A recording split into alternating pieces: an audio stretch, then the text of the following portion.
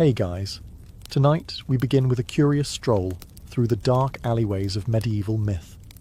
So before you get comfortable, like the video and subscribe, but only if you genuinely enjoy what I do here.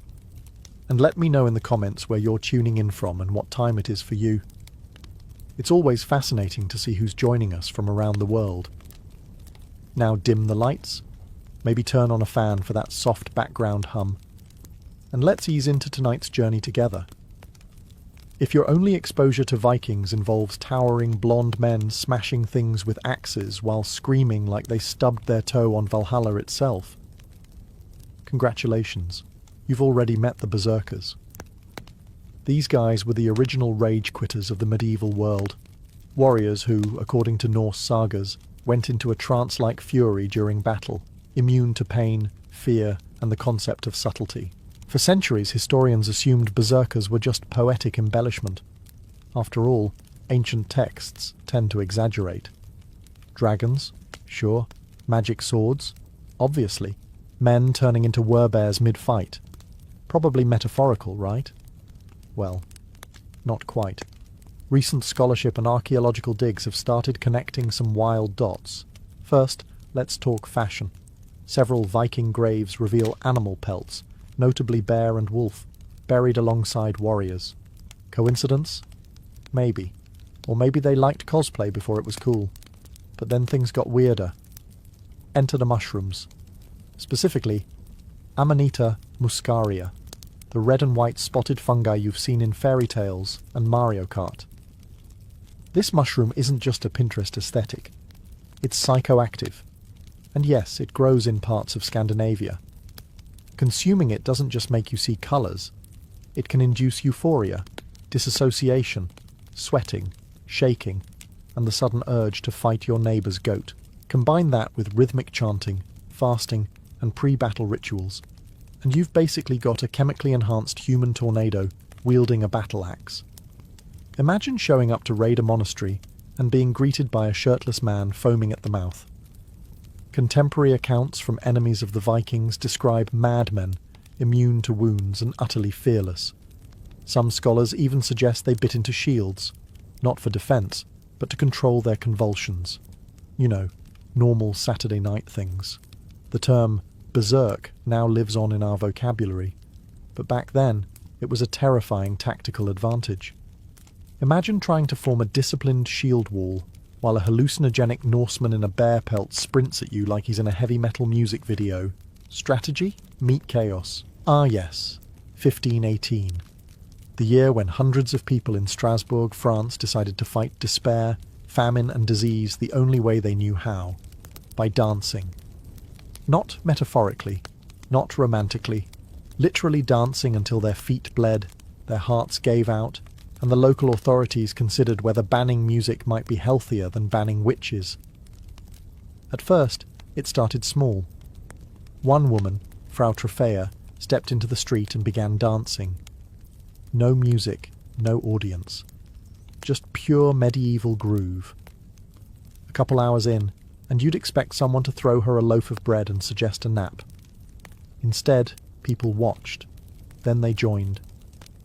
Because apparently, in 1518, seeing someone dance themselves into delirium meant, hey, looks fun, I'm in. Within days, dozens were dancing, then hundreds, and not at a festival, in the middle of the street, in the sweltering summer heat, without food, water, or any sense of self-preservation. It would have made a great TikTok trend, minus the mass casualties. What's baffling is the response from city leaders.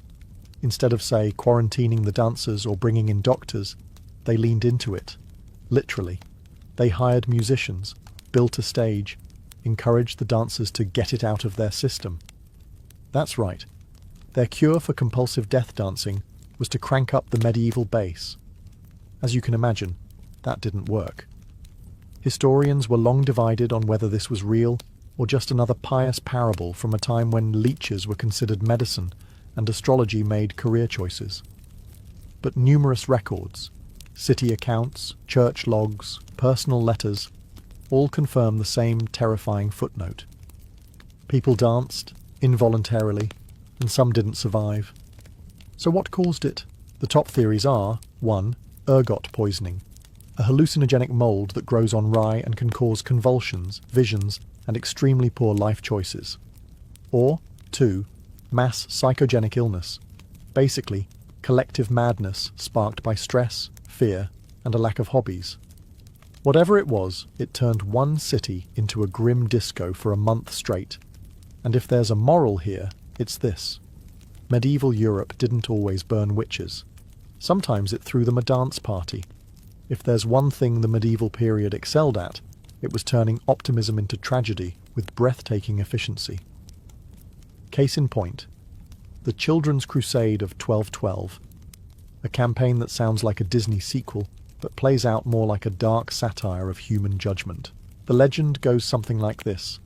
A young shepherd boy in France, let's call him Stephen, because that was literally his name, claimed he received a divine message from Jesus. Not just any message, mind you, but one that instructed him to lead a peaceful army of children to the Holy Land, not with swords, but with innocence, which, as it turns out, is not a useful weapon against trained soldiers and sea storms. Thousands of children joined, because why wouldn't you follow a teenage shepherd who said God told him to walk across Europe barefoot? Parents wept, townspeople cheered, bishops blinked slowly, and off they went, across mountains, down rivers, through towns, singing hymns, starving slightly, getting arrested occasionally. It was a medieval school field trip, minus the chaperones, and with significantly more divine hallucinations. The myth was long believed to be, well, a myth. Something exaggerated in monkish writings to teach a moral lesson. Don't send your kids to Jerusalem without adult supervision. But over time, historians began to uncover a trail of documents. Church records, royal decrees, city archives, all hinting that, yes, something did happen, and it involved a lot of very young, very idealistic feet. What happened to them?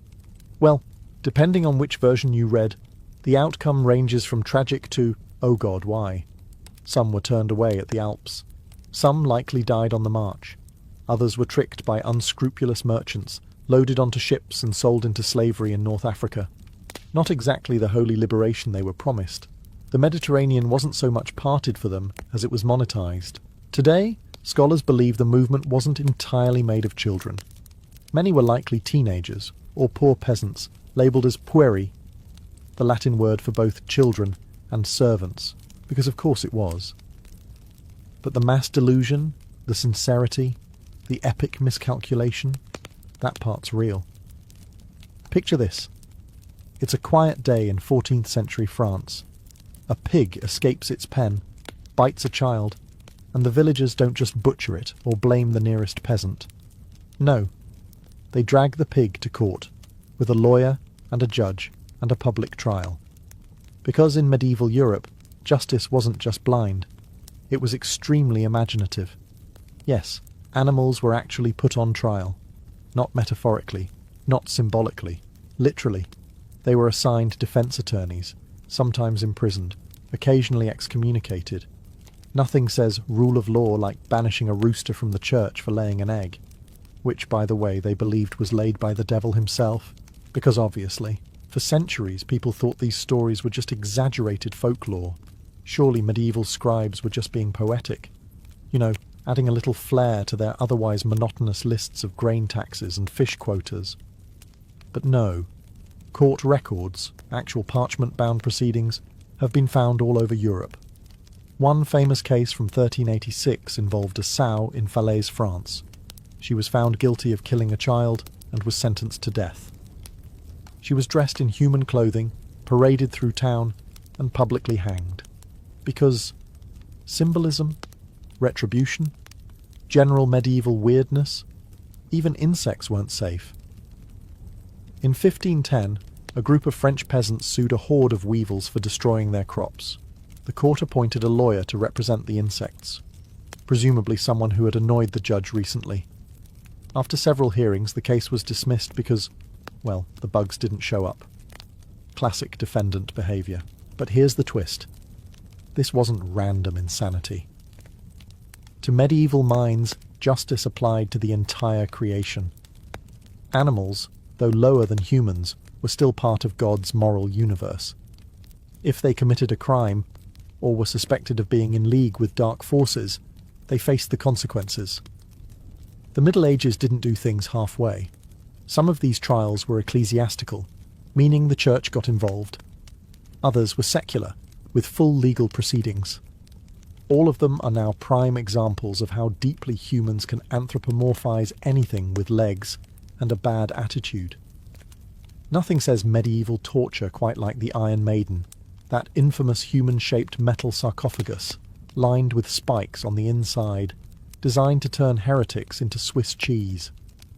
You've seen it in museums, horror films, and probably that one guy's edgy high school sketchbook. There's just one problem. It's a complete historical fraud. Yes, the Iron Maiden is one of the most iconic torture devices never actually used in the Middle Ages, and yet it's paraded around as if it were the go-to tool of every moody inquisitor with a flair for the theatrical. Truth is, medieval torturers were creative, disturbingly so, but this particular device was a 19th century invention, because apparently the Industrial Revolution wasn't horrifying enough on its own. So where did it come from? The first known Iron Maiden was cobbled together in the late 1700s or early 1800s in Germany, likely by someone who thought, you know what this museum needs? A big, spiky lie. The idea was to create a compelling and horrifying display of what medieval justice might have looked like if everyone back then had watched too many slasher films. It was a hit. People loved the spectacle, because nothing sells quite like a morbid mix of pseudo-history and bloodthirsty imagination. Even museums leaned into it. You can still find Iron Maidens proudly displayed behind glass with placards that quietly mention, actually, this is a Victorian-era replica of something we made up entirely. Of course, medieval people did use torture, extensively, creatively, and with almost no HR department oversight. There were racks, thumbscrews, heretics' forks, and something called the Pear of Anguish, which sounds like a fruit but isn't. But the Iron Maiden, not on the list. They were too busy being horrible in more practical ways. Why did the myth stick? Because it feels true. It fits the narrative of a brutal, superstitious age. It's also visually terrifying, a perfect icon for our collective nightmares about the past. And so, a fake torture box became a real symbol of medieval cruelty. Let's clear up one of the most persistent myths about the Middle Ages. No, medieval Europeans did not think the earth was flat. They weren't that kind of clueless. They had other issues: plague, famine, surprise invasions by relatives with swords. But basic planetary geometry wasn't one of them.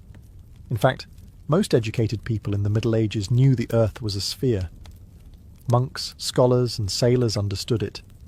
Heck, even school books from the 1200s explained the earth's roundness, usually while subtly threatening children with eternal damnation if they didn't memorize Latin conjugations.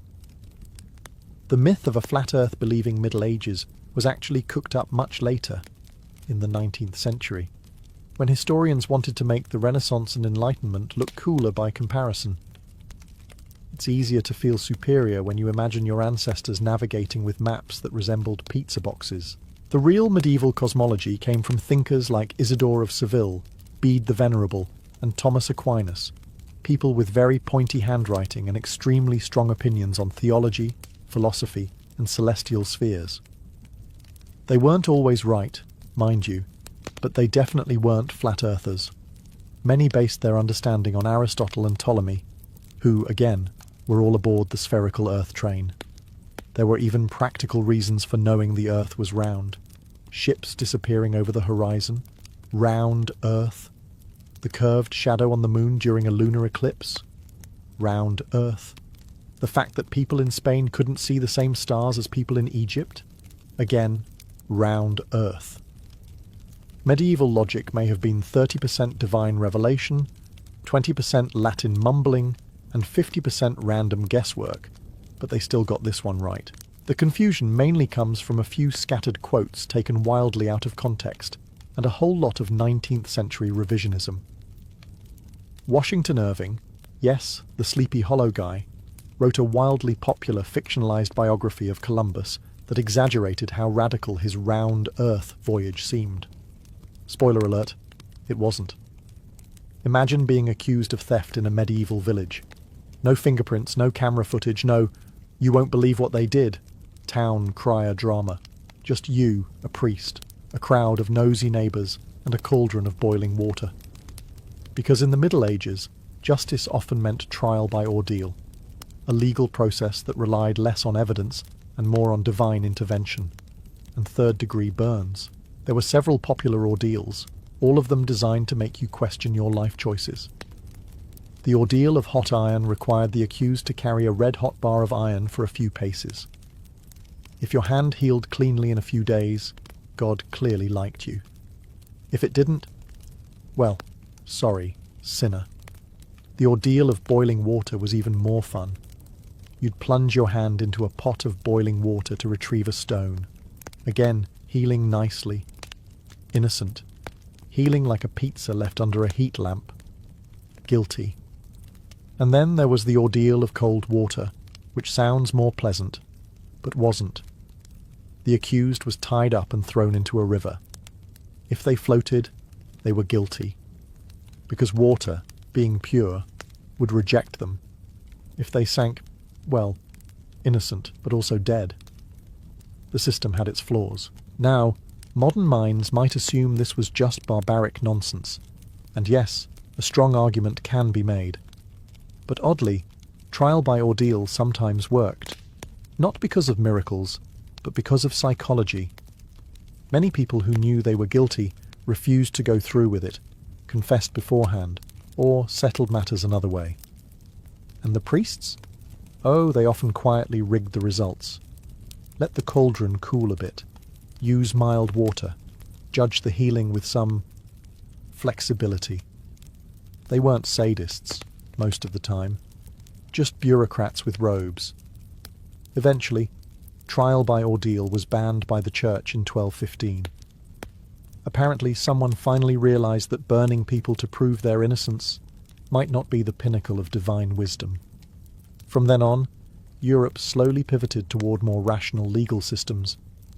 You know, like duels, witch hunting, and accusing your neighbour of consorting with frogs. Ah, Robin Hood, the green-clad outlaw with the sharp arrows, sharper cheekbones, and an unshakable moral compass, stealing from the rich, giving to the poor, and somehow keeping his tunic wrinkle-free while living in a forest.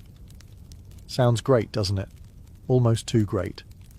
That's because the Robin Hood we know, the dashing rebel hero who spouts one-liners while dodging arrows in slow motion, is about 90% literary invention and 10% actual medieval tax drama. But here's the fun part. Someone like Robin Hood probably did exist, or rather, several someones. Records from the 13th and 14th centuries mention men with suspiciously hoodish names, Robehod, Hobahod, and variations like Robertus Hoodus, often listed as criminals or fugitives. And by criminals, we mean people who may have just skipped out on taxes, poached a deer, or looked at the local sheriff funny. None of them robbed banks or hosted socialist banquets under oak trees, but they were outlaws in the literal sense, cast outside the law, surviving on wit, bows, and a deep mistrust of authority. Over time, their stories merged into a composite legend, like a medieval version of fan fiction, if that fan fiction also involved lots of stabbing and plague. The earliest ballads about Robin Hood aren't exactly Disney-friendly either. In the 14th century versions, Robin is violent, short-tempered, and disturbingly fond of murdering monks. Maid Marian doesn't even make an appearance until later. And Friar Tuck, he'd sooner throw you in a pond than listen to your sins. Still, the legend evolved. By the time of the Tudors, Robin Hood had morphed into a cheerful rogue with a heart of gold and suspiciously modern values about wealth redistribution. Because nothing says medieval England like 16th century political spin. Was there a real Robin Hood? Probably not one single person. But the conditions that birthed the myth, corrupt officials, hungry peasants, and forests just begging for cinematic lighting, were very real. When you hear Black Knight, you probably picture some brooding guy in dented armour, sulking in the shadows, monologuing about vengeance while lightning cracks behind him. Basically, a medieval Batman with worse dental hygiene. But in actual medieval history, the Black Knight wasn't a cackling villain or an edgy character from a Monty Python sketch. It was a real title, or at least a nickname with some surprisingly respectable roots. Black Knight usually referred to knights who either wore black armour, had a black coat of arms, or were associated with a noble family's dark-coloured livery. That's it. No necromancy, no soul harvesting, no dramatic declarations like, "You shall not pass." In fact, many Black Knights were just regular nobles trying to coordinate their outfits. One of the most famous was Edward of Woodstock, known as the Black Prince. He was a 14th century English prince and military commander, beloved by some, feared by others, and not at all the kind of guy who'd sit around in a cursed tower. He likely earned the nickname posthumously, maybe due to his black armour, or maybe because of his enthusiasm for burning French towns. Historians are still debating, mostly in polite academic duels. It wasn't until centuries later that the term Black Knight started accumulating villain points. Romantic literature, 19th century novels, and early Hollywood gave the term a glow-up, or more accurately, a gloom down. Suddenly, the Black Knight became the brooding loner, lurking on the fringes of tournaments, morally ambiguous, and often shirtless for some reason. But back in the real Middle Ages, Black Knights were just part of the colour-coded feudal fashion scene. They didn't swear dark oaths under blood moons. They just wanted their armour to match their family banners, and maybe look cool while doing it. Some medieval stories sound like they were written after a few too many pints of mead.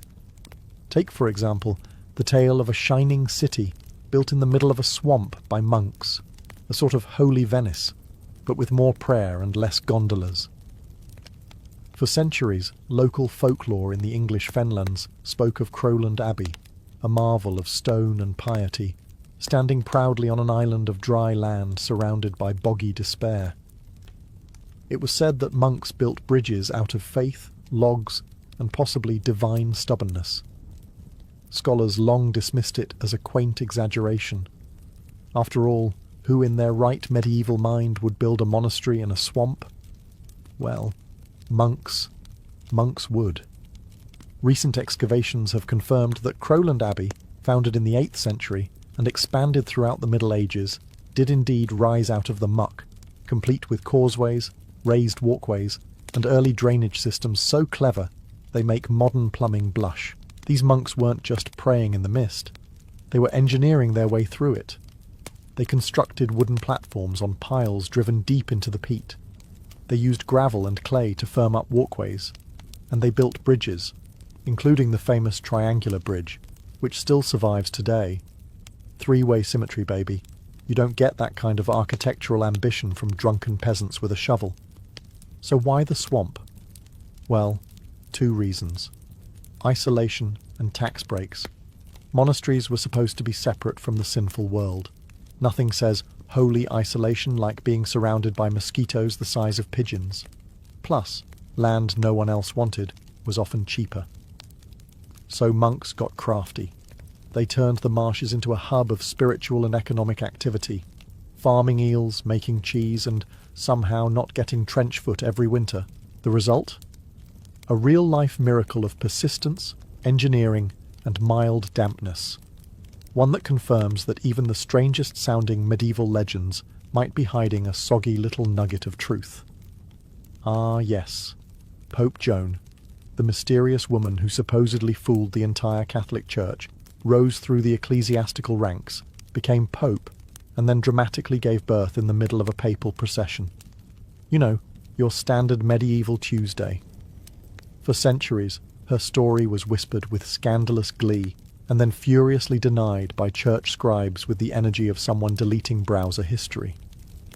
Many modern historians declared it medieval gossip, a cautionary tale cooked up by monks who really didn't want women near the altar. But here's the thing.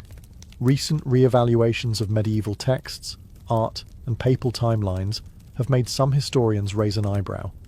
and not in the sarcastic way. The earliest detailed versions of Joan's story appear in 13th century chronicles, but there are earlier hints. For example, the 11th century chronicle of Marianus Scotus lists an unnamed pope between Leo IV and Benedict III, a suspicious gap where Pope Joan supposedly reigned. Coincidence? Or just a medieval clerical error? Pun unavoidable. Then there's the odd tradition of the sedia stercoraria, a throne with a suspiciously hollowed-out seat used during papal enthronements. Some believe it was designed to check that the new pope had the appropriate holy plumbing. Historians dismiss this as symbolic tradition, but really, if your throne has a built-in gender inspection feature, maybe you're protesting too much. 2. Art complicates things further. Some medieval tarot decks and church murals feature a female pope figure. Was it Joan? Or just the Middle Ages being weird again with symbolism? Hard to say. Medieval art wasn't exactly subtle. It's the same genre that put dragons next to saints and occasionally drew horses with human feet. So what do we make of Joan? A real figure erased from history? A medieval urban legend? A proto-feminist fever dream? The answer may lie somewhere in between. While there's no definitive proof she existed, there's also no smoking papal decree that debunks her. Just a lot of very anxious-looking church historians from the 14th century onward who seem desperate to change the subject. And if she did exist, she pulled off the greatest medieval disguise ever, and had the worst gender reveal party in history. The myth goes like this. The reason Friday the 13th is considered unlucky has nothing to do with spilled salt or broken mirrors. It all goes back to the dramatic downfall of the Knights Templar. And unlike most scary campfire tales, this one actually has a historical backbone, and a sword, and a very angry French king. Let's rewind to October 13th, 1307, a Friday naturally, when King Philip IV of France decided he was done being broke and slightly jealous of a secretive military religious order that had more land, more money, and frankly, better capes than he did. With the subtlety of a toddler flipping a board game, Philip ordered the mass arrest of the Knights Templar. Across France, hundreds were seized, tortured, and accused of crimes that ranged from spitting on the cross to worshipping a mysterious bearded head, which, if you've ever seen medieval relics, is honestly not that weird. The Pope at the time, Clement V, tried to act surprised, but eventually folded under pressure. And by pressure, we mean Philip breathing heavily down his neck with an army. The church disbanded the order in 1312, and the last Grand Master, Jacques de Molay, was burned at the stake in 1314. Before his fiery exit, he allegedly cursed both the king and the Pope, and guess what? They both died within a year. Coincidence? Or medieval karma? So yes, the connection between Friday the 13th and the Templars has historical roots, though the superstition didn't really bloom until centuries later. But the drama? That's 100% certified medieval. The Templars weren't just knights. They were bankers, crusaders, landowners, and walking PR nightmares for secular rulers. Their downfall wasn't caused by heresy, it was caused by debt. King Philip owed them a lot of money, and nothing clears a tab like a few strategic executions and a smear campaign. When you think of medieval surgery, chances are you picture a bearded man with questionable hygiene sawing off limbs with a kitchen knife while screaming, "God wills it," over a background chorus of patient agony and Gregorian chants. And, honestly, that happened more than once. But here's the twist. Not all medieval medicine was utter madness. Some of it actually worked. No, seriously. Recent analysis of 10th to 14th century medical manuals and archaeological remains shows that medieval surgeons weren't complete sadists with a hacksaw and a prayer. In fact, they were surprisingly competent at wound care, trepanation, and even cataract surgery, with tools that look like they were designed by a blacksmith on a budget.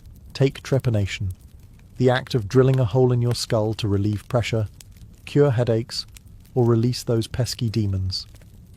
Because why trust Tylenol when you can ventilate your brain? Archaeological evidence shows patients survived these procedures at decent rates, their skulls showing signs of healing. So, not just a medieval lobotomy, more like a last-ditch effort with a decent follow-through. And then there's wound care.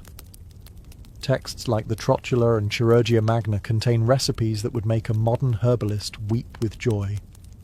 Honey, an antiseptic, wine, a disinfectant, and linen bandages were all used. Not quite penicillin, but honestly better than the rub mud and hope approach often credited to the era. Even dental work wasn't all pliers and screaming. Some surgeons used gold wire to secure loose teeth. Granted, medieval toothpaste was mostly charcoal and regret, but hey, they tried. Yes, there were leeches. And urine analysis. And yes, if you had a suspicious mole, someone might call it a sign of witchcraft and light you on fire. But overall, if you avoided the plague, war injuries, and humour imbalances, you had a fighting chance with a halfway decent barber surgeon. Of course, this doesn't mean medieval hospitals were soothing wellness spas. They were more like chaotic monasteries, with a prayer budget, a bone saw, and a lot of yelling. But the myth that all medieval medicine was blind guesswork isn't entirely fair. Sometimes medieval doctors knew what they were doing. Other times they were just winging it with holy water and optimism. But credit where it's due, some of those patients actually walked out with all their limbs still attached. Let's bust one of the most stubborn medieval myths. The idea that everyone from the 5th to the 15th century wandered around like stinky, unwashed potatoes wrapped in wool. Contrary to this very pungent stereotype, many medieval people were not only aware of personal hygiene, they were downright fussy about it. Archaeological digs and manuscript evidence suggest that bathing, grooming, and scented oils were not only common, but part of a decent person's weekly routine. Now, did they shower twice a day and exfoliate with apricot scrubs? Absolutely not. But they did use soaps made from animal fat and ashes. Earthy tones. And many households had wooden tubs they filled with hot water for a nice soak, assuming you had a servant to haul it in and you didn't live in a drafty shack. And don't even get started on the public bathhouses, especially in places like medieval Paris, London, and the Islamic caliphates, where shared steamy bathing was both a social activity and a way to not smell like old cheese.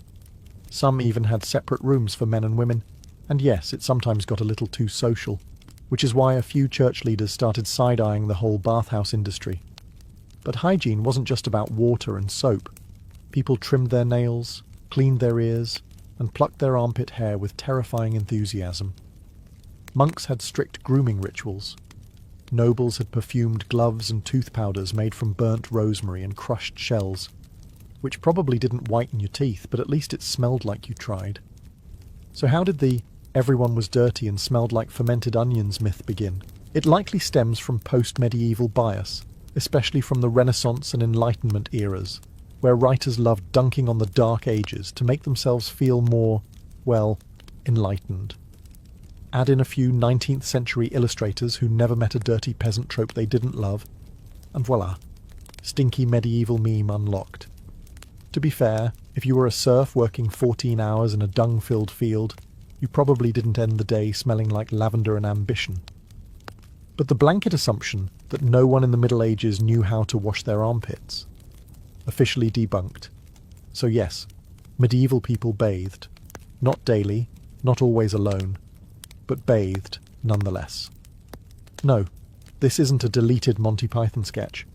In certain parts of medieval Europe, people accused of crimes were subjected to something called the trial by consecrated bread, or ordeal of the morsel, for those of you with a flair for ominous baked goods. Here's how it worked.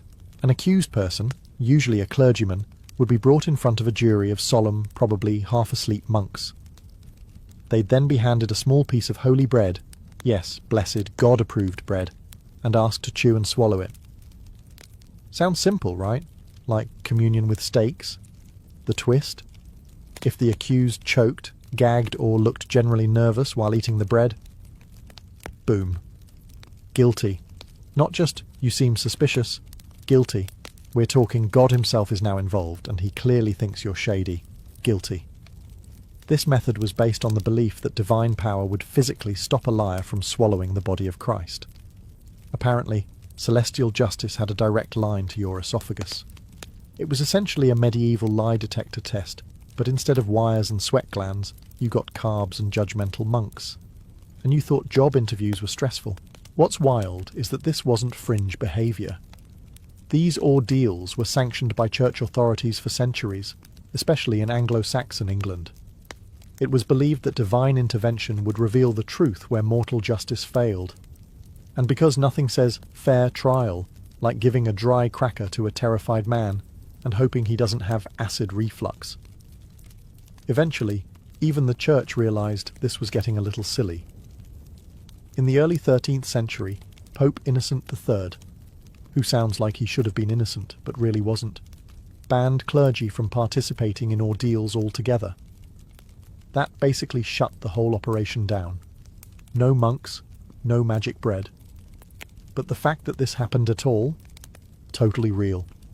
It wasn't metaphor, it wasn't satire. It was bureaucracy baked. The initiation of a new Templar did not begin with fanfare or public ceremony. It began in silence in the earliest hours of the morning, when the world still lingered in darkness. A candidate, usually a young knight of noble birth, would approach the gates of a Templar preceptory, a fortress monastery that was part barracks, part holy sanctuary. He arrived with no fanfare, no escort, and no weapons. By custom, he was to come humbly, leaving behind the trappings of his old life. His sword, his shield, his armour, and even his family's name would mean little inside those walls. To join the order was to sever ties with earthly glory. The gatekeeper admitted him into a courtyard still shadowed by torchlight. The air was thick with a strange mix of anticipation and dread. Here, silence was enforced. He was forbidden to speak until spoken to. Brothers of the temple guided him into the chapel, the heart of the ritual. Unlike the grand cathedrals of Christendom, a Templar chapel was often stark and bare. Flickering lamps threw long shadows across stone walls, while relics, splinters of the true cross, bones of saints, and holy icons, were arranged upon the altar. The setting was designed to impress upon the initiate that he was stepping into a realm where the sacred outweighed the worldly. The brothers assembled in solemn ranks, their white mantles marked with the blood-red cross. The candidate stood alone before them, a solitary figure beneath their watchful gaze. Every movement was deliberate, every moment choreographed to remind him that he was no longer an individual, but a servant of a larger divine cause. Even the air seemed heavy, filled with an unspoken question. Was he truly ready to abandon everything? The dawn light began to creep through narrow slits in the chapel walls, illuminating the altar as the candidate was led forward. His journey had begun not with battle, but with surrender. Before him lay not an enemy, but an order that demanded absolute devotion. He was not there to prove his strength with the sword, but to demonstrate humility before God and obedience to the Master.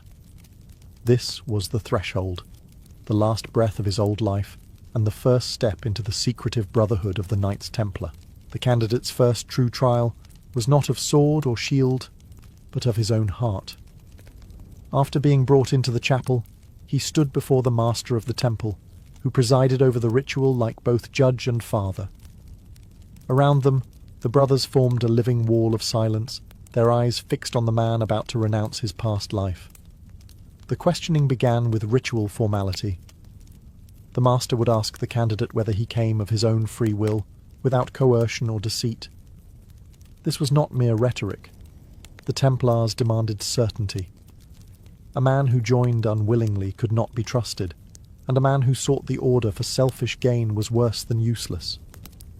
He was asked, "Do you desire to enter the company of the poor fellow soldiers of Christ, and to serve God all the days of your life?" The questions grew sharper, designed to pierce through pride and uncover hidden motives. Did he owe debts? Was he married, or bound by promises to women or lords? Did he carry obligations that would conflict with his new vows? Any hesitation in answering could spell rejection. The Templars sought men unencumbered by divided loyalties, for a divided man could not fight with a pure heart. Then came the questions that tested courage. The master warned him that the life ahead would not be easy. You will know no ease, no wealth, no luxury. You will be called to hunger, to hardship, and to death in the service of Christ.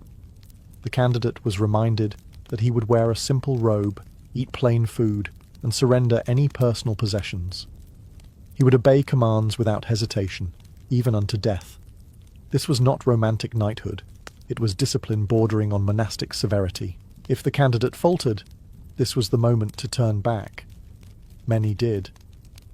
The ritual allowed a man to walk away before making the oath, sparing both him and the order from later regret. But if he stood firm, the master pressed him once more. Do you still wish to remain? A resolute answer marked the difference between a mere visitor and a brother in arms. This questioning was not meant to humiliate but to refine. It stripped away illusions and forced the man to confront the weight of his choice.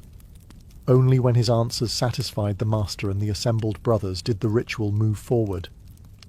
He was now on the very edge of binding himself, not just to an army, but to a holy cause that claimed his soul as much as his sword. Once the candidate had proven his resolve through questioning, the ritual moved into its most sacred phase, the taking of vows. Unlike secular knighthood, which emphasized honor, wealth, and lineage, the Knights Templar demanded the opposite. The initiate was asked to renounce not only earthly pleasures, but also his very sense of independence. The first vow was poverty. Standing before relics of the saints and the cross, he declared that he would own nothing personally. Any wealth, land, or inheritance he possessed would be surrendered to the order. From that moment forward, his bed, his cloak, his sword, even the bread he ate, all belonged not to him, but to Christ through the temple. Poverty was not symbolic. It was total. A Templar knight might have once commanded dozens of servants, but now he would sleep on straw and share meagre rations with his brothers. The second vow was chastity. Here, the candidate swore to renounce women, marriage, and the comforts of family life. For many knights, this was the hardest oath. To forsake heirs meant to cut off dynastic legacy, a duty that noble families prized above all. Yet the Templars demanded it without hesitation. The initiate swore to love no woman in a carnal sense, devoting all passion instead to Christ and the Virgin Mary. This was one of the reasons the order's rituals later fueled suspicion. In a society where marriage defined one's role, men who cut themselves off from women were seen as unnatural, perhaps even dangerous. The third vow was obedience. If poverty demanded surrender of possessions, and chastity demanded surrender of desire, obedience demanded surrender of will. The candidate swore to follow the commands of the master and his superiors instantly and without question, whether on the battlefield or in the cloister. This vow bound the knight as tightly as chains. His life was no longer his own. If commanded to ride into certain death, he would go. If commanded to wait in silence for years guarding a remote outpost, he would endure.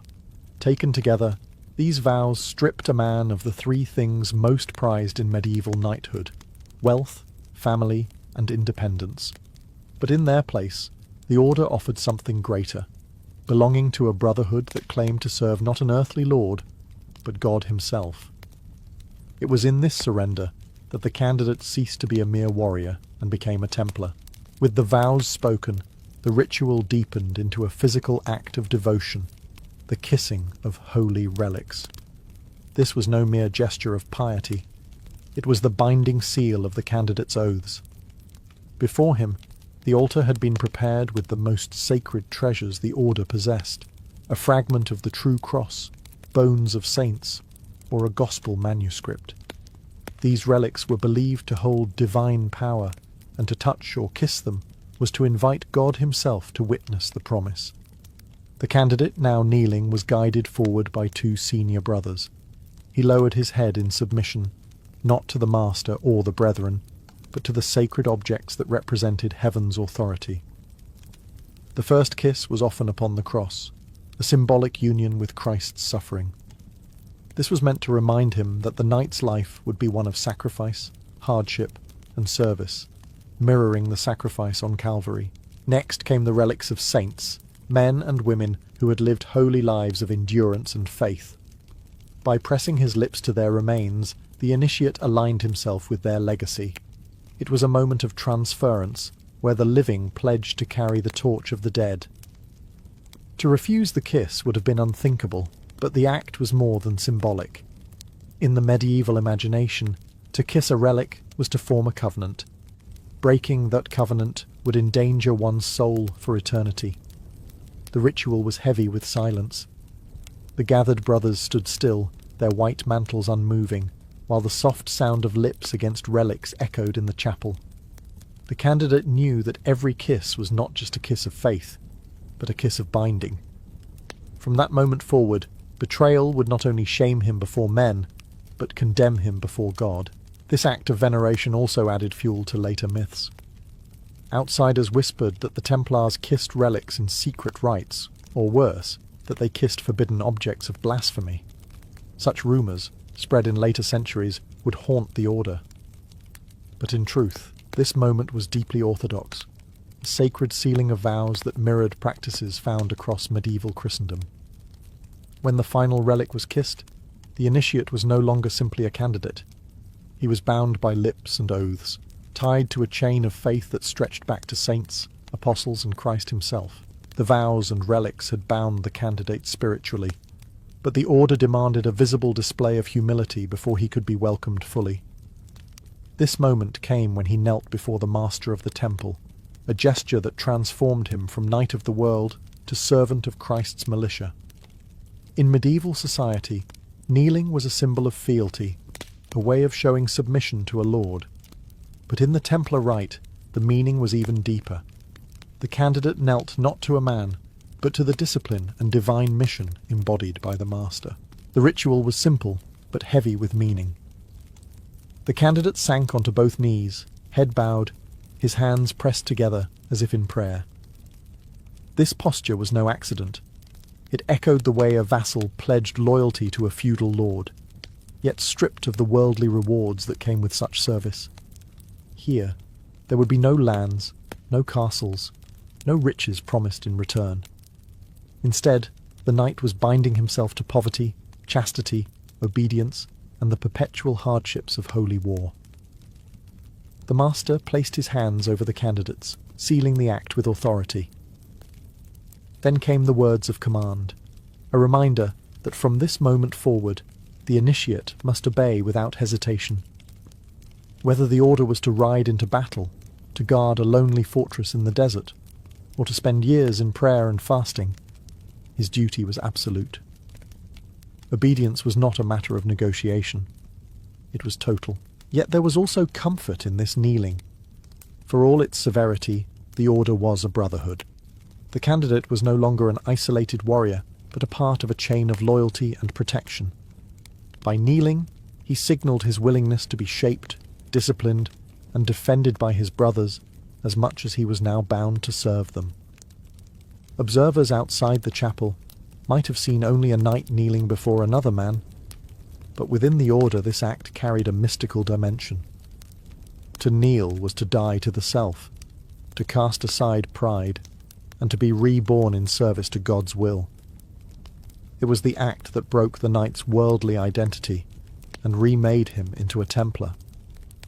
When the master raised him up, he was no longer a supplicant.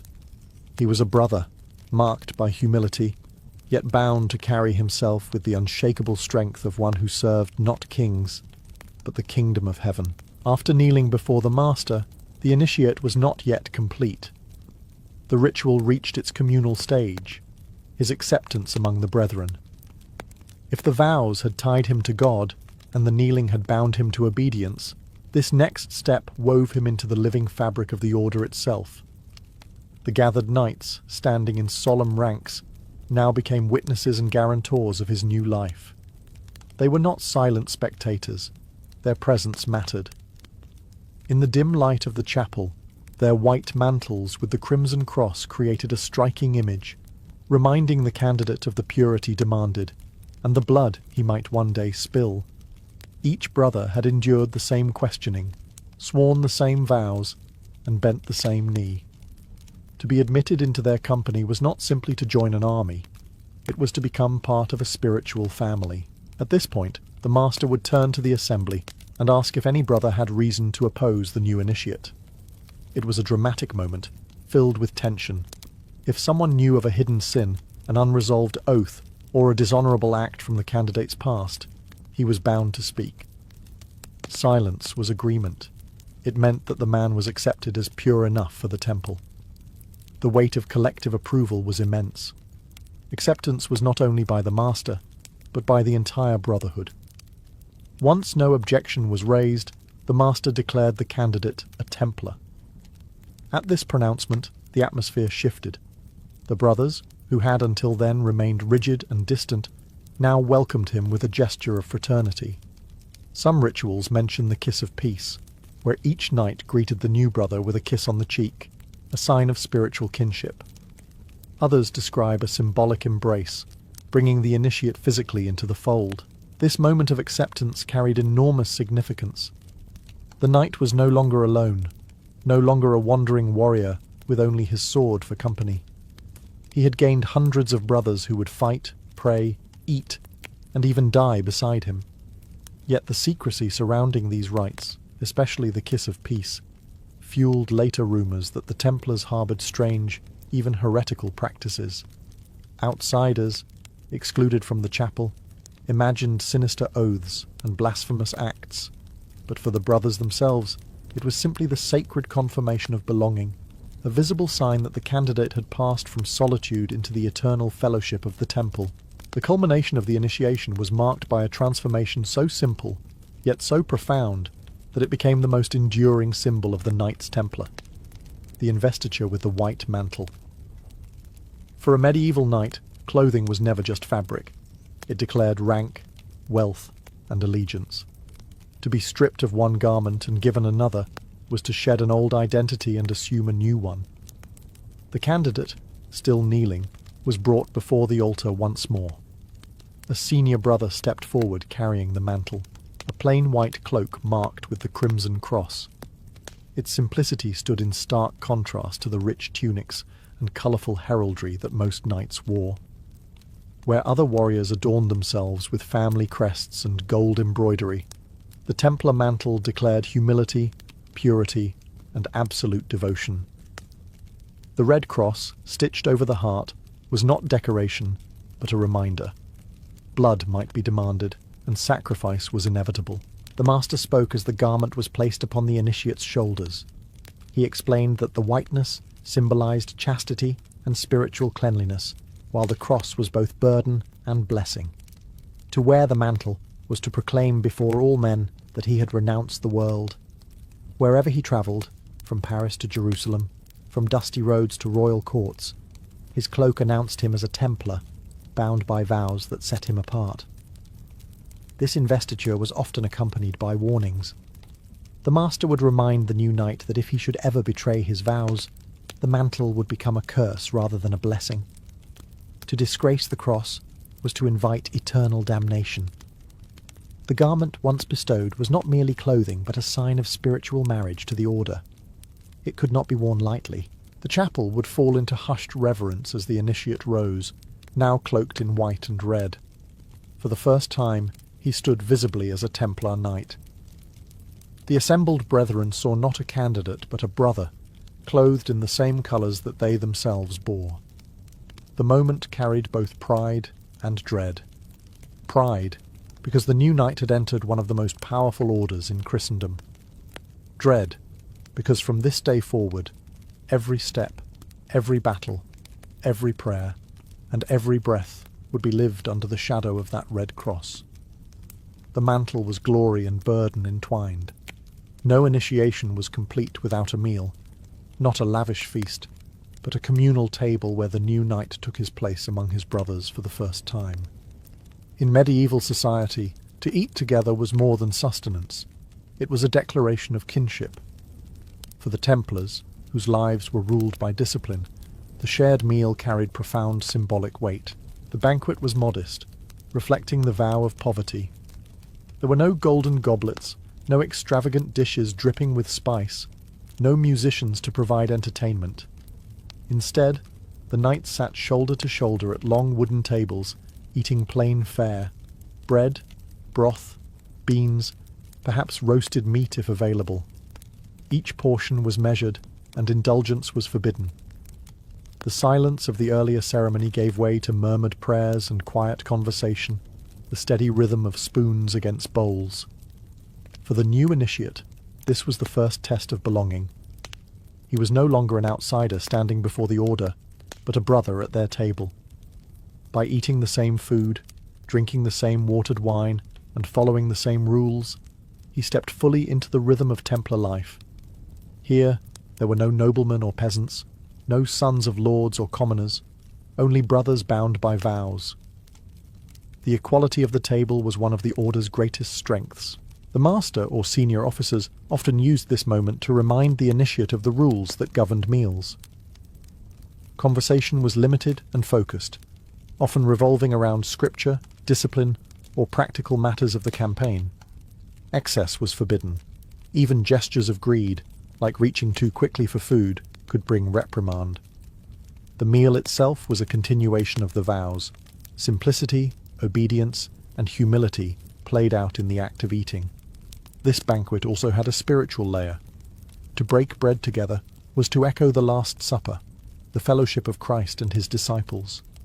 Just as the knights had sworn oaths before relics, now they confirmed their unity through shared sustenance.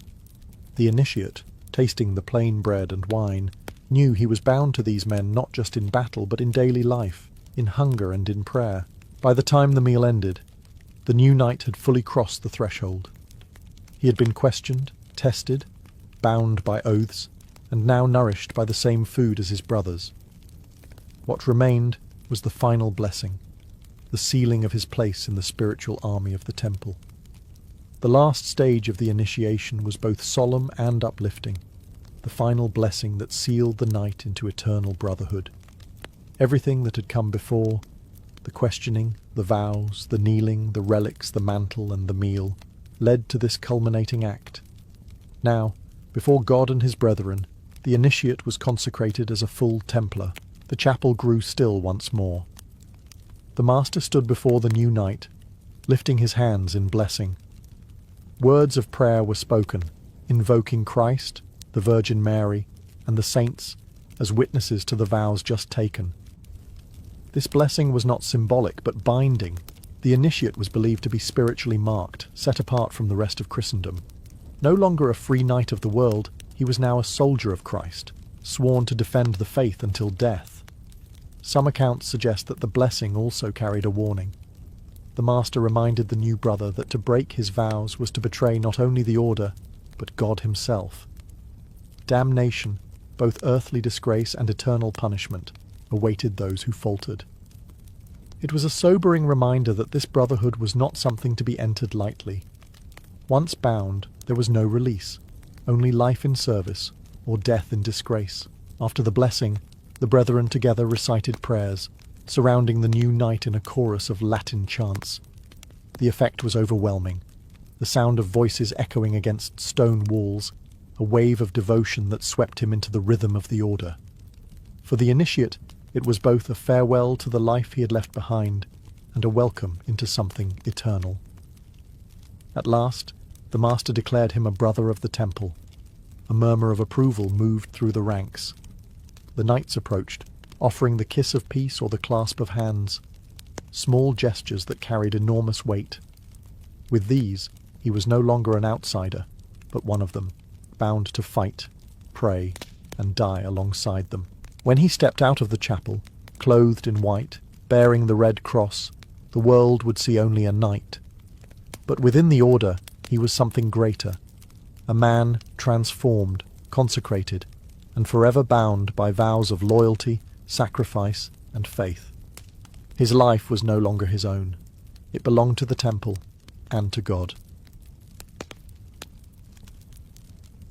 In the bustling streets of Pompeii, where merchants called out their wares and carts rattled over stone roads, there stood a building unlike any other, the Lupanar, the city's most notorious brothel. To the casual visitor, Pompeii might appear as a model Roman town, with its forum, temples and public baths. But woven into that same fabric of daily life was the open trade of sex, not hidden, not whispered about, but displayed with the same practicality as bread or wine. The lupanar was the centrepiece of this trade, an institution as much a part of Pompeii's economy as its markets. The very name lupanar reveals how Romans viewed its function. Derived from the Latin word lupa, meaning she-wolf, it was a slang term for prostitute.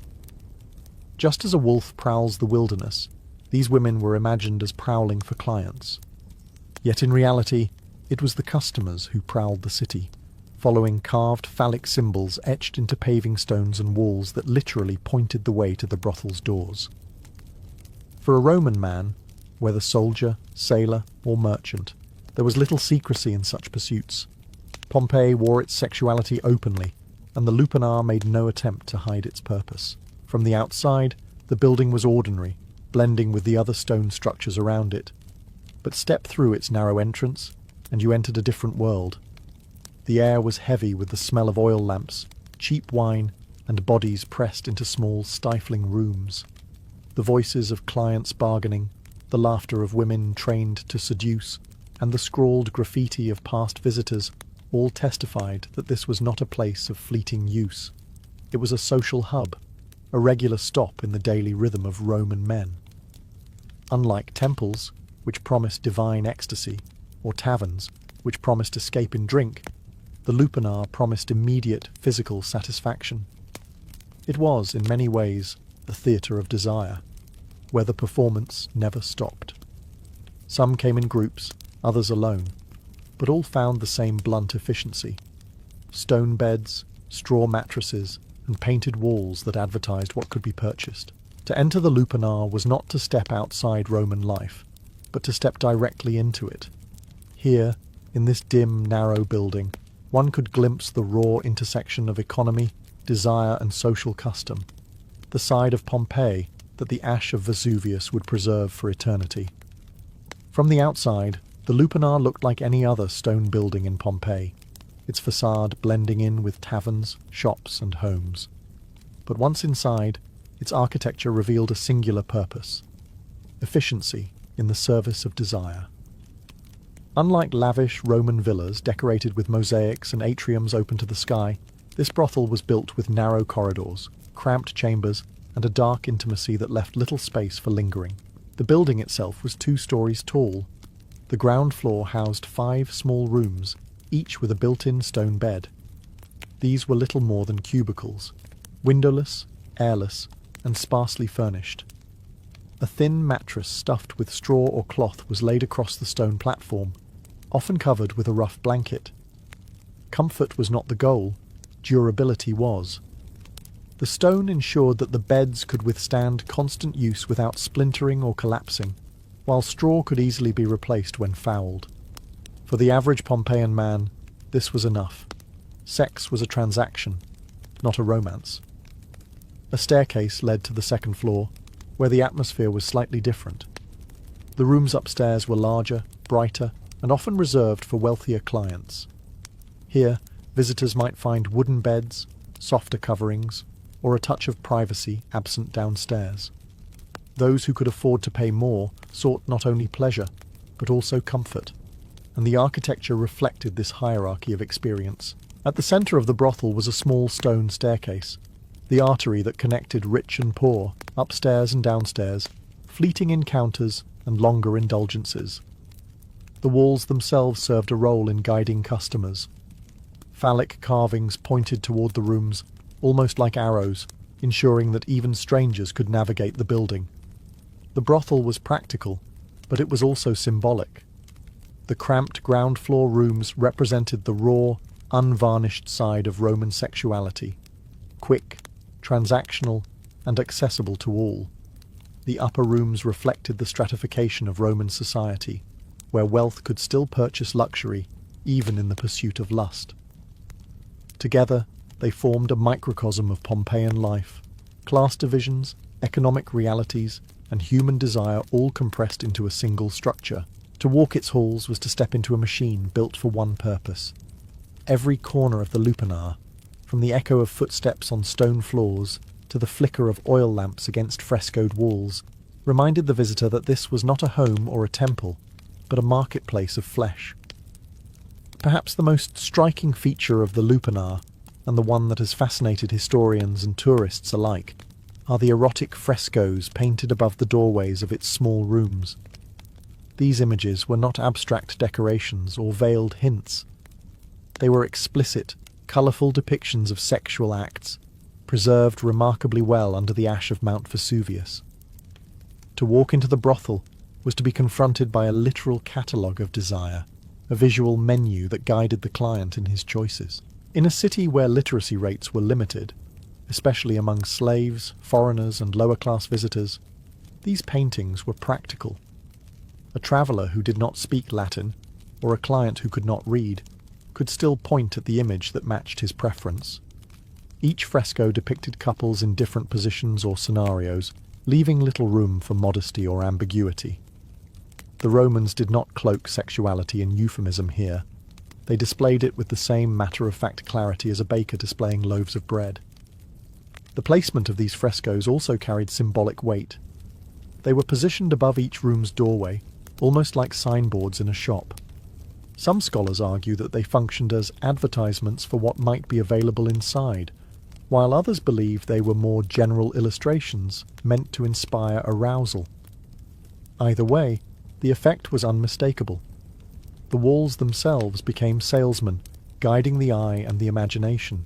The artistry was crude by the standards of Roman villas, which often boasted refined mythological frescoes. But what the lupanar's images lacked in polish, they made up for in clarity. The bold lines, exaggerated bodies, and unembarrassed poses conveyed exactly what was on offer. And unlike the subtle eroticism found in elite homes, these frescoes were unashamedly transactional. They existed to facilitate business. Interestingly, these menus may also have functioned as a form of regulation. By displaying a range of acts openly, the brothel standardized expectations, ensuring that both client and prostitute understood the terms. This efficiency reduced disputes, much like a tavern posting prices for wine. For archaeologists, the frescoes are more than titillation. They provide rare insight into the sexual economy of Pompeii, revealing not only the practices, but also the attitudes of a society where desire was commodified. They remind us that the lupanar was not a hidden den of shame, but an openly advertised marketplace of pleasure, where walls spoke louder than words. Behind the painted walls and stone beds of the lupanar were the women themselves, the central figures of Pompeii's sex trade.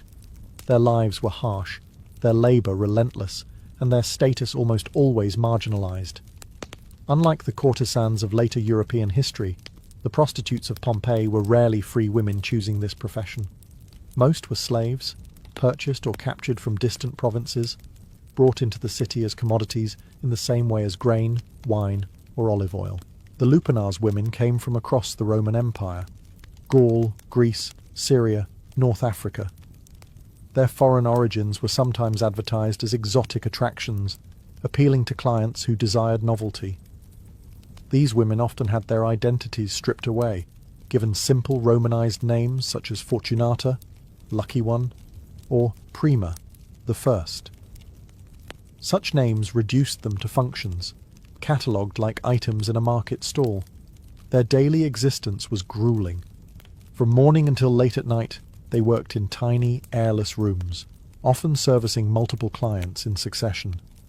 Payment was collected quickly, usually a single coin, sometimes the equivalent of a loaf of bread. The women kept almost nothing for themselves. Earnings were claimed by the brothel's owner. Even their bodies were not truly their own, subject to the demands of strangers and the rules of the establishment. Yet within this bleak reality, traces of individuality survive. Graffiti scratched onto the walls of the lupanar preserve snippets of the women's voices, boasts, names, and even playful remarks left for future clients to read. Some inscriptions reveal pride in skill, others bitterness at exploitation. These fragments remind us that the women were not faceless commodities, but human beings, with wit, frustration, and resilience. The stigma they bore was immense. Roman society tolerated prostitution, but did not honour it. Prostitutes were legally classified as infames, a status that stripped them of many rights. They could not marry respectable citizens, inherit property, or participate fully in civic life. The brothel gave them visibility but not dignity. Still, these women were essential to Pompey's economy and social fabric. They provided a service openly demanded by men of all classes, from slaves to senators. And though their names have largely been lost to history, the ash of Vesuvius has preserved the traces of their labour, their voices, and their silent endurance inside the narrow chambers of the Lupanar. If the women of the Lupanar were its labour force, the clients were its lifeblood. To understand Pompey's brothel, one must understand the men who filled its rooms. Contrary to the assumption that prostitution was the indulgence of only the poor or desperate, the Lupanar's clientele spanned all ranks of Roman society. From slaves with a single coin in hand to merchants fresh from trading voyages, from soldiers stationed nearby to local elites seeking anonymity, all passed through its narrow doorway. The affordability of services made the brothel accessible to nearly everyone. A visit could cost as little as a single aes, roughly the price of a loaf of bread. This meant that even the lowest labourer could purchase a moment of pleasure. For wealthier patrons, the upstairs rooms offered more comfort, a softer bed, and perhaps the illusion of exclusivity. Yet the act itself remained the same. Quick, transactional, stripped of romance. Graffiti scrawled across the walls reveals not only the presence of clients, but also their personalities. Some proudly recorded their visits. "I had a great time here with Fortunata." Others left crude boasts of their virility, turning the walls into a ledger of masculine ego. A few inscriptions even read like customer reviews, praising or mocking the women by name. These writings, casual yet permanent, paint a vivid picture of how normalized brothel visits were in Pompeian life. For Roman men, there was little stigma in visiting a prostitute. Married men often sought out the Lupanar without shame. Fidelity was expected from wives, not husbands. Roman law and custom viewed sex with prostitutes as acceptable, even practical. It provided an outlet that, in the eyes of many, protected respectable women from male appetites. Thus, the brothel became not only a place of pleasure, but also an institution that reinforced the double standards of Roman morality. At the same time, the Lupanar offered more than just physical release. It was also a social space, a place where men could drink, boast, and carve their names into eternity. It functioned as part tavern, part club, and part stage for performances of masculinity. In a world where status and reputation defined identity, leaving a mark on the walls of the brothel was, for some men, as important as leaving one on the battlefield. The clients of the Lupanar were not a hidden subculture. They were Pompeii itself. The traders, soldiers, and citizens who made the city thrive, and who saw no contradiction between civic duty and knightly indulgence. If the frescoes of the Lupanar were the official advertisements, the graffiti carved and scratched into its walls were the unofficial commentary, a chorus of voices echoing through time. Few ancient buildings offer such an intimate glimpse into daily life as this brothel, where the walls became a canvas for humour, pride, lust, and frustration. Visitors left behind crude boasts of their conquests. One inscription reads, "I screwed many girls here." Another, more specific, names the prostitute. "I had a good time with Fortunata for 1 coin." These graffiti blur the line between casual bragging and customer reviews, giving us a rare sense of how men spoke of their experiences in unfiltered honesty. Some comments even praise or criticize the women's skills, making the Lupanar's walls one of the earliest forms of public rating systems. But not all graffiti came from clients. Some of the women themselves inscribed their names or brief statements, reclaiming a voice in a place where their lives were otherwise controlled. These scribbles often reveal pride, wit, or defiance. One woman etched her name beside a heart, a reminder that even in the harshest conditions, individuality could not be erased. For archaeologists, These markings are invaluable, transforming faceless workers into real human beings who laughed, loved, and endured.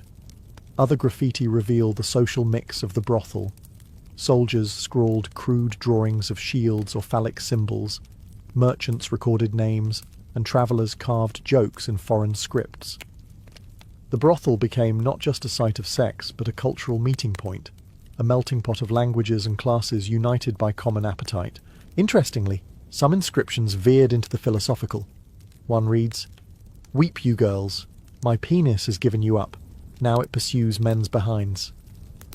Crude humour, perhaps, but also a playful declaration of identity in a society that tolerated a wide range of sexual expression.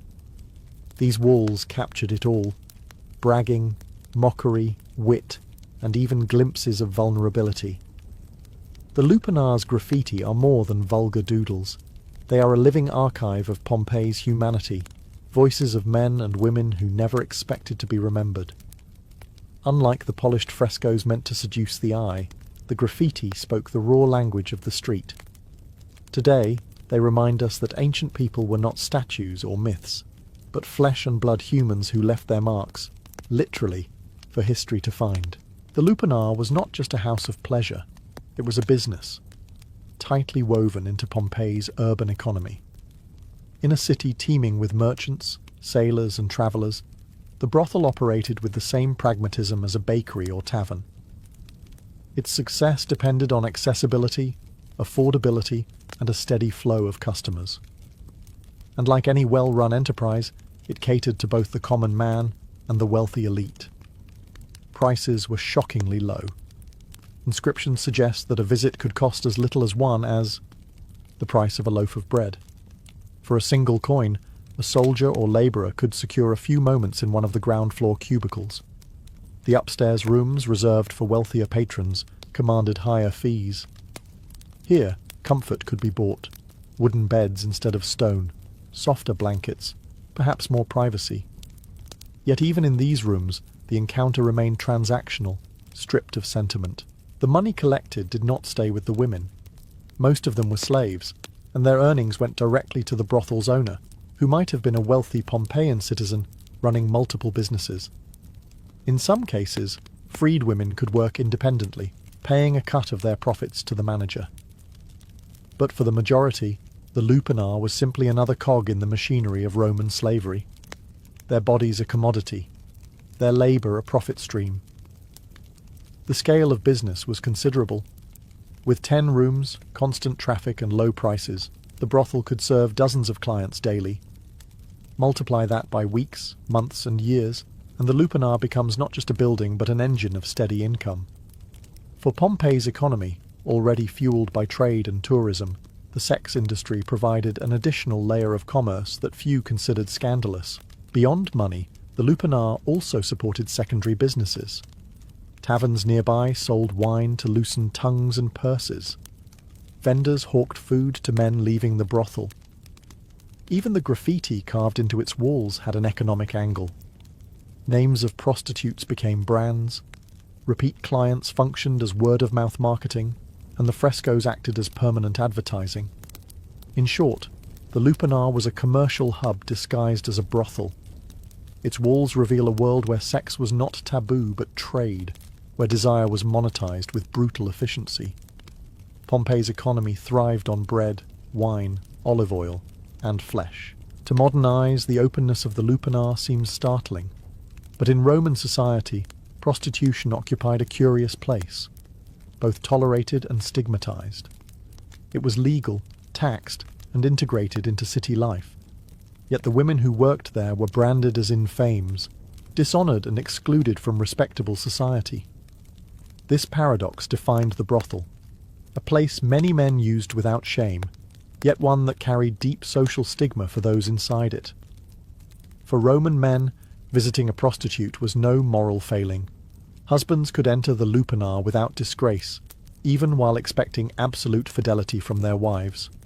A wife's duty was to safeguard lineage and property, while her husband's excursions to brothels were considered an acceptable outlet. Double standards were built into Roman law and custom.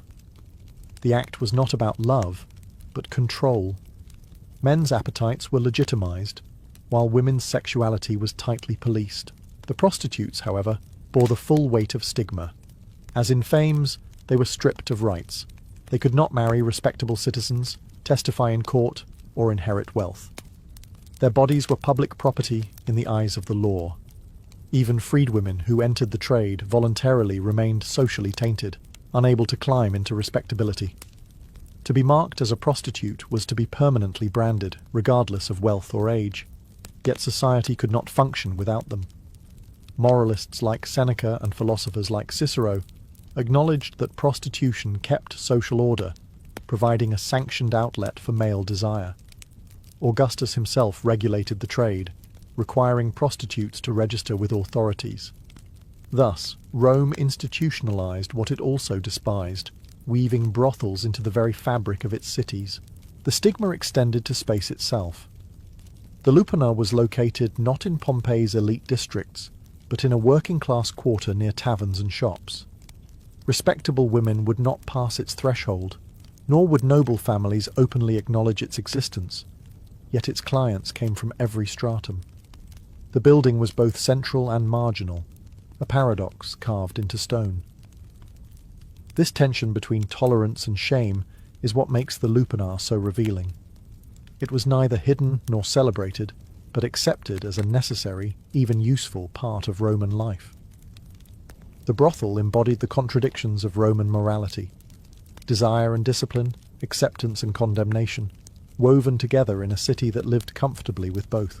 When Mount Vesuvius erupted in 79 CE, it did more than destroy Pompeii, it preserved it.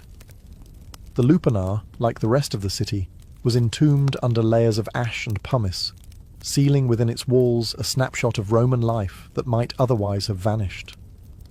Unlike Rome itself, where centuries of rebuilding erased much of the past, Pompeii remained frozen in an instant, offering archaeologists an unparalleled time capsule.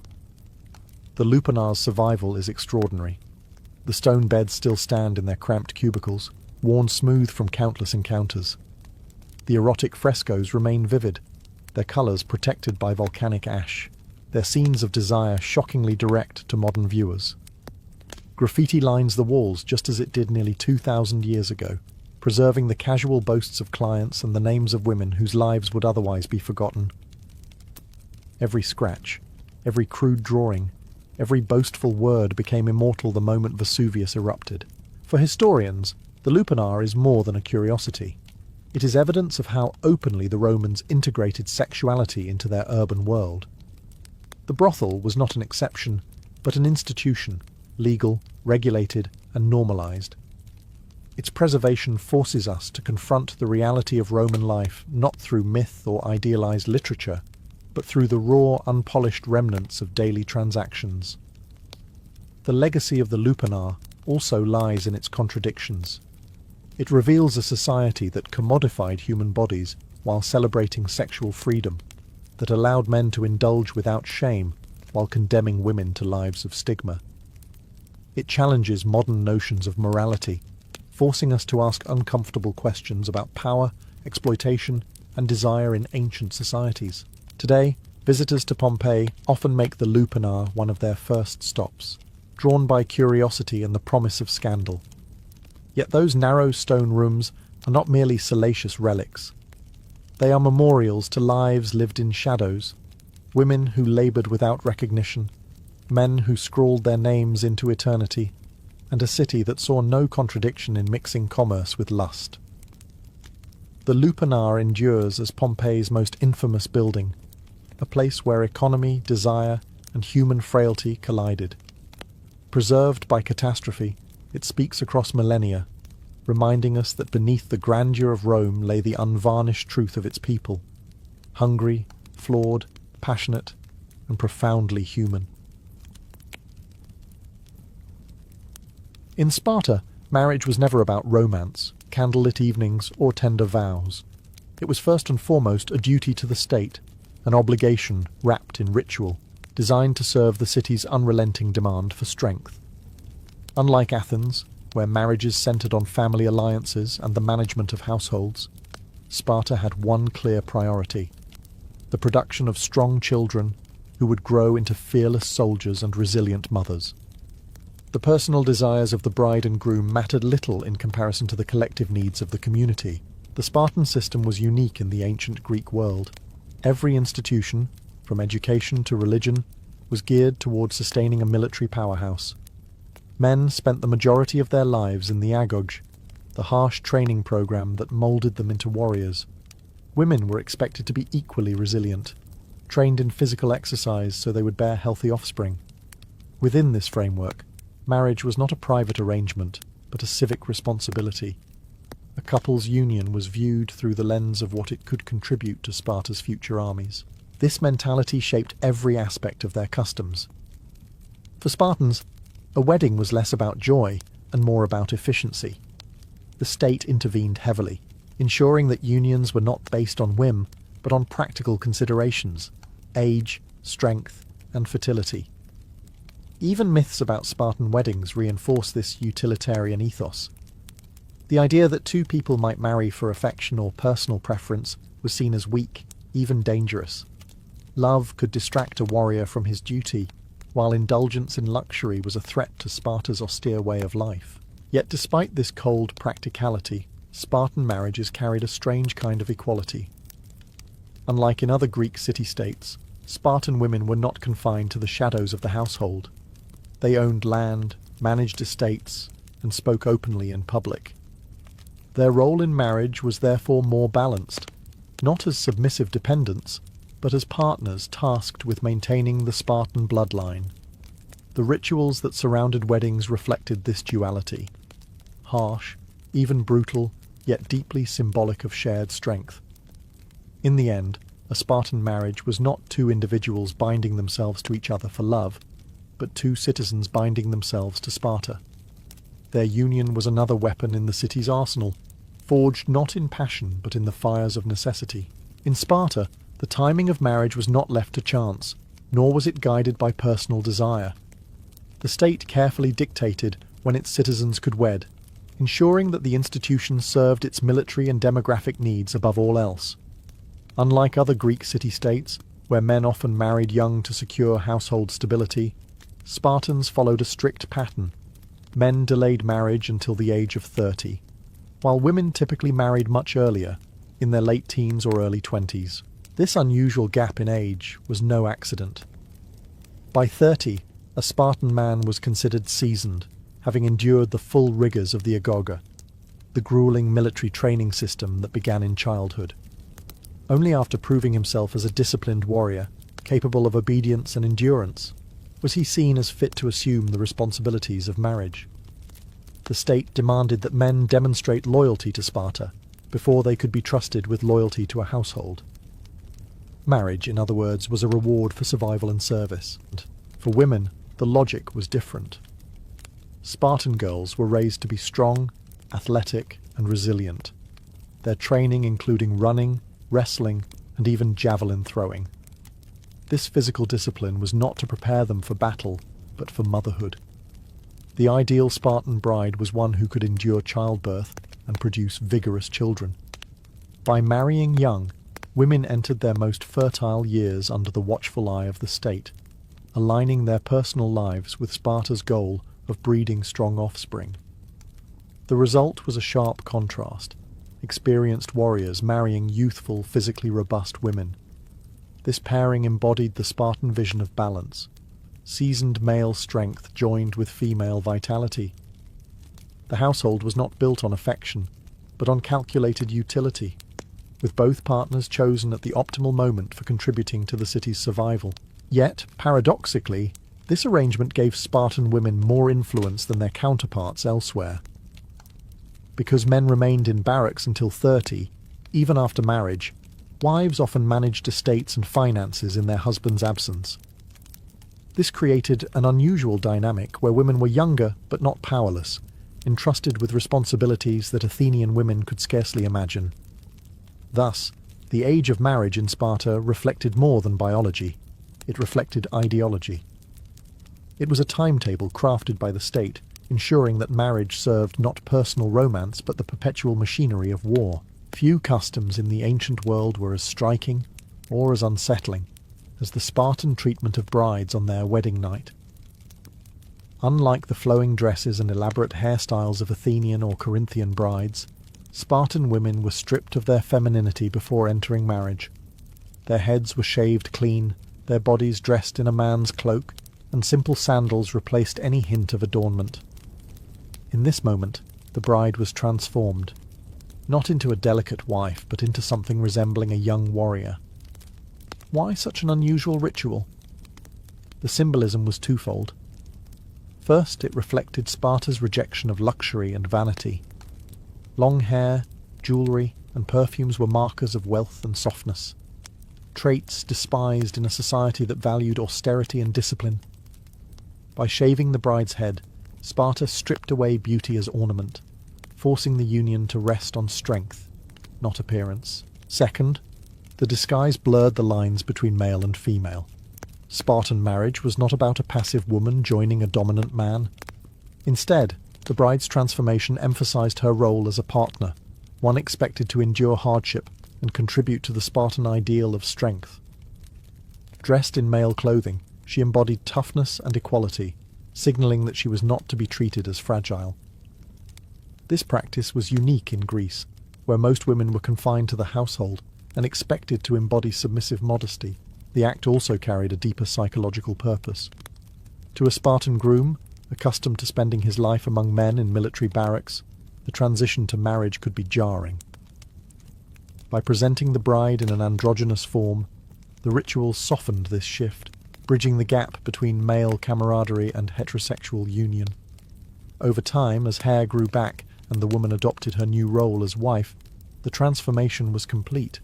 She was now both hardened like her husband and capable of producing the next generation of warriors. Though strange to modern eyes, this shaving ritual reveals how deeply Sparta fused gender roles with civic duty.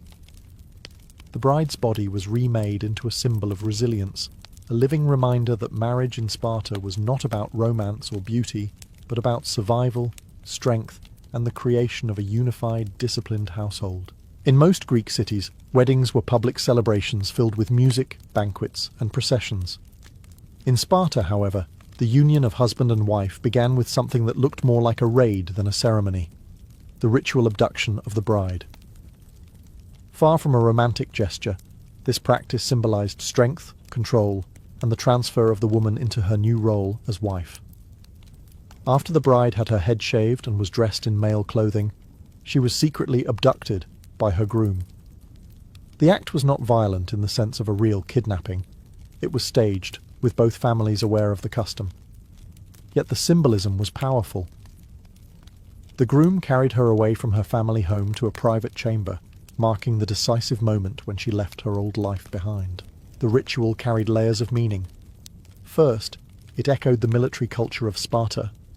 Just as Spartan men were trained to seize and endure through force, the abduction dramatized marriage as a conquest, not of love, but of duty. The woman, stripped of her feminine markers, was taken into a new world where she would serve Sparta as mother of warriors. Second, the abduction reinforced secrecy and restraint. Unlike other Greek weddings, there was no grand feast or display for the community. Instead, the first meeting between bride and groom was hidden, solemn, and controlled. The marriage bond was not meant for public spectacle, but for private strength, reflecting Sparta's disdain for extravagance. Perhaps most intriguing was the way this ritual fit into the larger system of male life in Sparta. Even after marriage, men continued to live in military barracks until the age of 30. For years, a husband would often visit his wife only at night, slipping secretly into her quarters and leaving before dawn. Some scholars suggest this secrecy kept passion alive by maintaining a sense of novelty. Others argue it symbolized the subordination of marriage to military life, a reminder that no man's household could ever take precedence over Sparta's army. For the bride, the abduction marked her transformation. She was no longer her father's daughter, but a Spartan wife, bound not only to her husband, but to the city itself. For the groom, it was both a rite of dominance and a test of discipline, proof that even in love he acted under Sparta's rules. For most cultures, marriage meant a new household, shared meals, and daily life as husband and wife. In Sparta, things were very different. Even after the wedding night, the husband did not move in with his bride.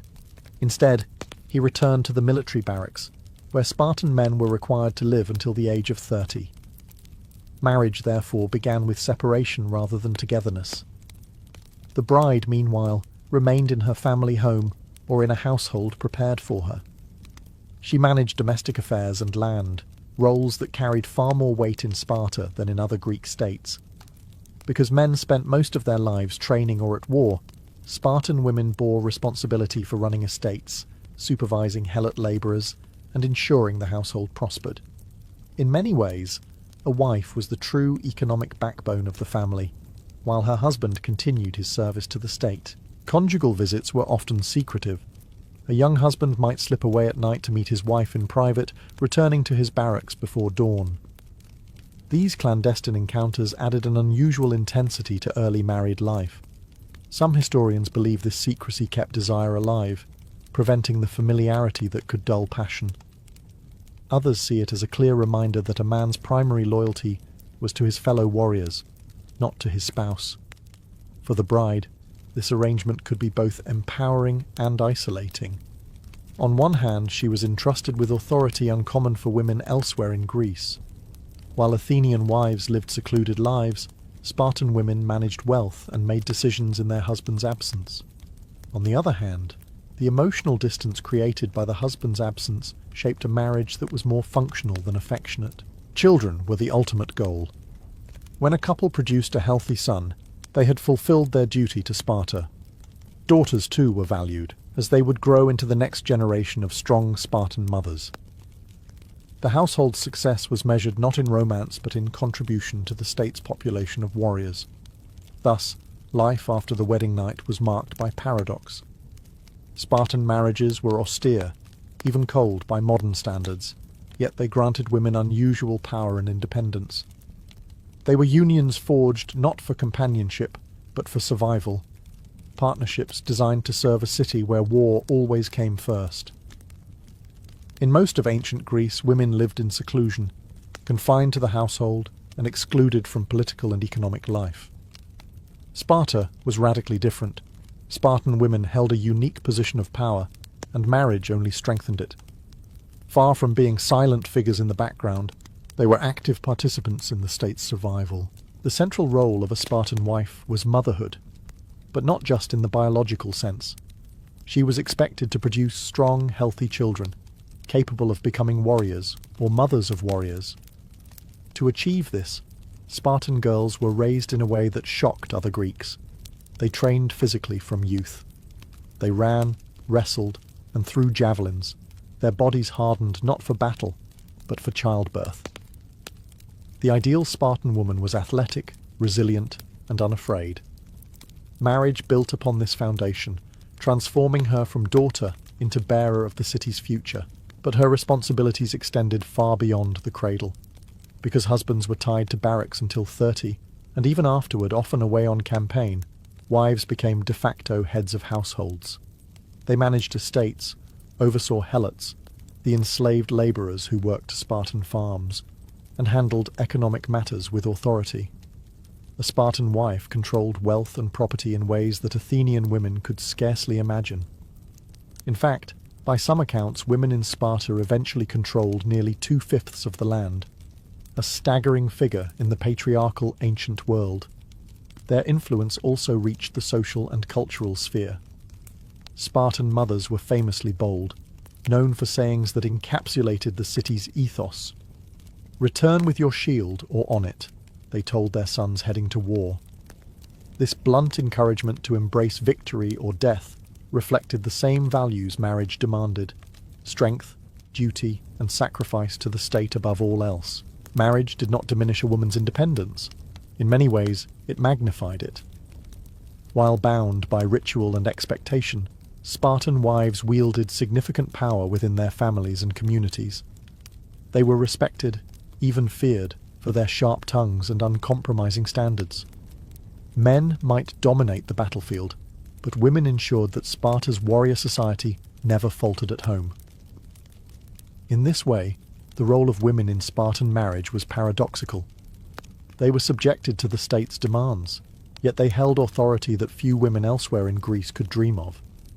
Marriage in Sparta bound women to the city's military ethos, but it also gave them the strength and space to shape its destiny.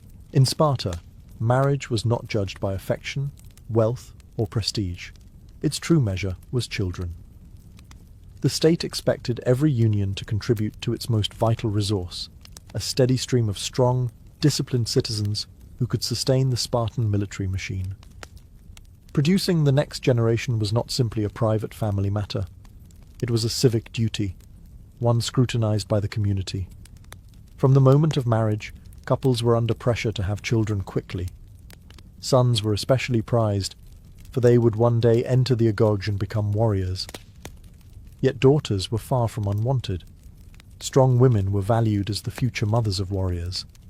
In fact, Spartan girls were raised with the same emphasis on physical health as boys, ensuring they would one day endure childbirth and produce healthy offspring.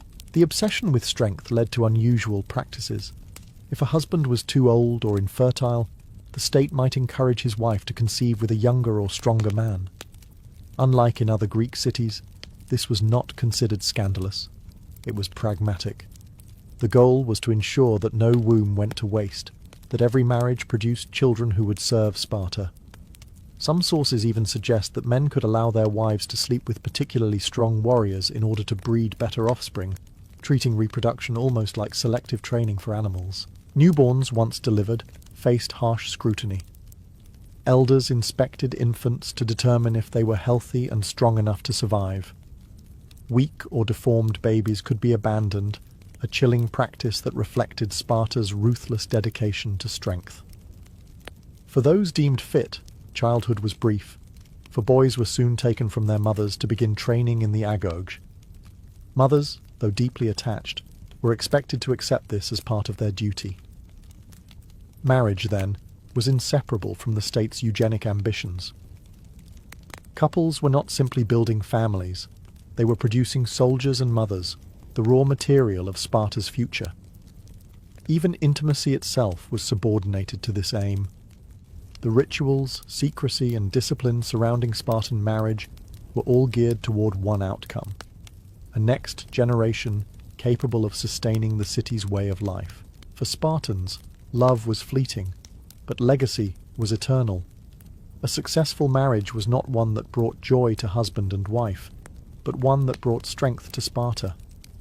In most Greek city-states, marriage was considered a private affair between families. In Sparta, however, the state stood firmly in the middle of every union, shaping it to serve its relentless military agenda.